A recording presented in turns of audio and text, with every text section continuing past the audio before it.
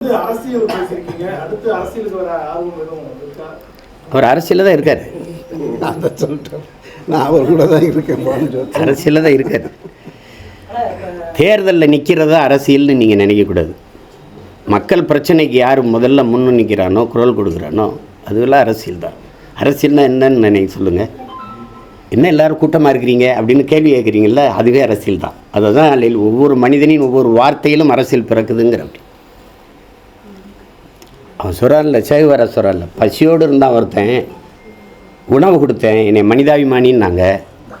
ஏன் அவனுக்கு உணவு கிடைக்கலன்னு கேட்டேன், என்னை கம்யூனிஸ்ட்டுன்ட்டாங்க.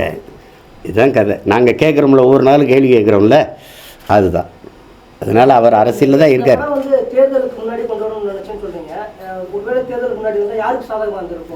இல்லை, பொதுவாக மக்களுக்குள்ள ஒரு பெரிய விழிப்புணர்வை ஏற்படுத்தியிருக்கோம். அது பொதுவான பார்வை. நீங்கள் இந்த அதுக்கு தம்பி சினேகனுடைய ஒரு பாட்டே உங்களுக்கு போதும். நம்ம செய்கிறோம், எதனால் என்ன பொறுப்புணர்வோடு நம்ம வாக்கு செலுத்தணும் அப்படின்னு இருக்குல்ல, அதை உணர்த்தியிருக்கோம். அதுக்கு சின்ன ஒரு அரசியல் விழிப்புணர்வை ஏற்படுத்தியிருக்கும்னு நான் உறுதியாக நம்பினேன். அதுக்காக ரெண்டு தம்பிகள்கிட்டையுமே நான் அழுத்தினேன், எப்படியாவது தேர்தலுக்கு முன்னாடி கொண்டு வர முடியுமா, பாருன்னு.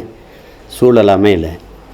சரி, அதுக்கப்புறம் அந்த நேரத்தில் விட்டு திரையரங்குக்கு வராமல் எல்லாம் தேர்தல் கலவரத்தில் இருந்துருவாங்கன்னு தான் சரி மே 10 தேர்தல் முடிஞ்சு விடலாம்.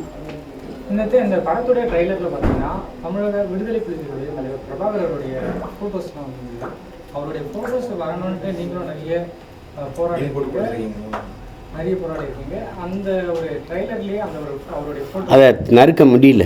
ஏன்னா முன்னாடி அண்ணா கூட எம்ஜிஆர் அவர்கள் இருக்கிறதும், அப்புறம் எம்ஜிஆர் அவர்கள் எங்கள் அண்ணா கூட இருக்கிறதையும் வார்த்தையாக சொல்லி ஒப்பிட்டு வந்துட்டதுனால தொட முடியல.